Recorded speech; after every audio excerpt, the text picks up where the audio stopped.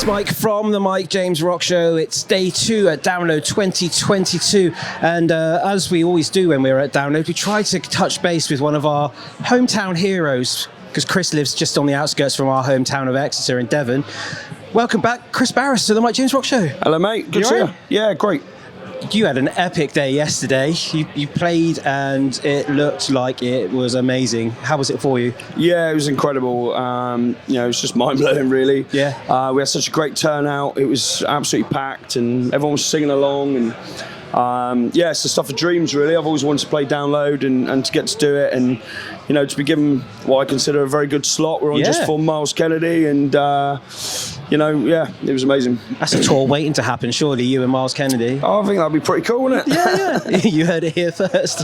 You've done quite a few iconic shows this year alone, haven't you, really, since being back on the road? I saw you played Wembley the other week as well. Yeah, a couple of weeks ago, yeah. Busy old time for you at the moment. Yeah, it's been great. I mean, we had a headline tour in March, which was fantastic. We got to do the Wembley Arena with Thunder. And that was just, again, another... bucket list venue. Of course, mind-blowing. It was great. And Thunder, for me, they were the very first band I ever saw play live when I was a kid. I was like 9 years old. They came to Torquay. It was the first big proper band. When was that? Mid-90s? The Riviera Centre. Yeah. My first live gig was the Kinks at the Riviera Centre right. in 1995, I think it was. Yeah, so, that was kind of a moment for me. I started playing guitar when I was 5 years old, so I was heavily into music by the age of 9. I did my first gig when I was 9. Wow. But seeing those guys on a big stage with lights and that kind of thing, massive PA. It was a moment for me, and I still remember it very well. I want to do that one day. It was the catalyst. So, is that the same thing for your kickboxing type stuff as well? You went to a gig or a fight early on, and it imprinted on you. No, I just kind of fell into it, really. Oh, right, okay. Music was always first, though. Music was always the thing that I wanted to do first and foremost. I just didn't get anywhere with it at a younger age. Then I started getting somewhere with the fighting, and that just kind of took over, and that became my priority and what I was doing. But did it open doors for you musically, though? No, it was two very, very different worlds. They don't cross over. Because we've had the privilege of interviewing Chris Jericho from Fozzy. Right, okay, yeah. First time I interviewed him, I'd only ever known him as the front man of Fozzy, because I wasn't deep into wrestling. I missed that era that he was in, kind of thing.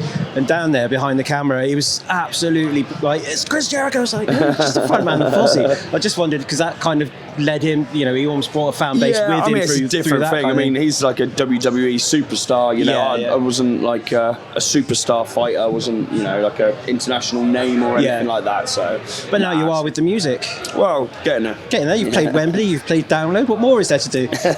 What is next for the rest of the year then? Well, we got a few bits and bobs. We've got a headline show at the Cheese and Grain in Frome. There's a festival called the Frome Festival, and we're headlining the Friday night there. That's where they do the secret Glastonbury gigs, isn't it? Yeah, lots of them. Foo Fighters did a secret gig there a few years back, didn't they? And so that's going to be cool. That's on the 8th of July. At the moment, that's our only headline show of the year. Okay. Left for the year. We're working on some dates for early next year. We're going to get out on the road in the UK and have a nice long UK tour. We've got a few festivals in Europe throughout the summer.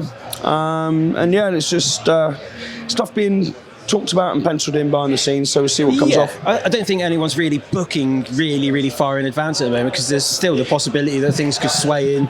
We could go in a different direction. Also there's lots of rescheduled stuff that's still coming up that we kind of got to get through first. Yeah, there is. I guess the venues aren't available because they're rebooking tours from 2 or 3 years ago. That's right. Yeah.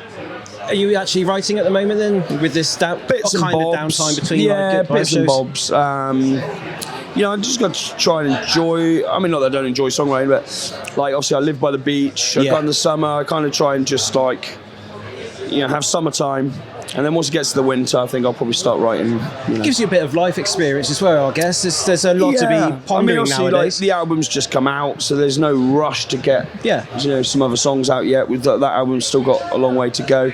I've been putting ideas down, recording riffs and little lyric ideas and a couple of little melodies. And that's kind of how I start, just like little ideas. I'll jot them all down. And then probably like autumn time, I'll probably sit down, sift through all the ideas, and then start working on It's stuff. a good way of doing it, and it also means you get a bit more free time in the summer, I guess. Yeah. Which is cool. Enjoy the grockles, as we call them down in the West Country. Kris, it's always an absolute pleasure to have you on our show. We've always been a supporter of you from day one, kind of thing. So I just want to tip my hat at you for saying well done for what you've done in the last couple of months and how you're succeeding and pushing forwards. So, Nice, mate. Thanks for joining us on the Mike James Rock Show. Thanks for having me. Cheers, buddy. Cheers. Welcome to the Mike James Rock Show.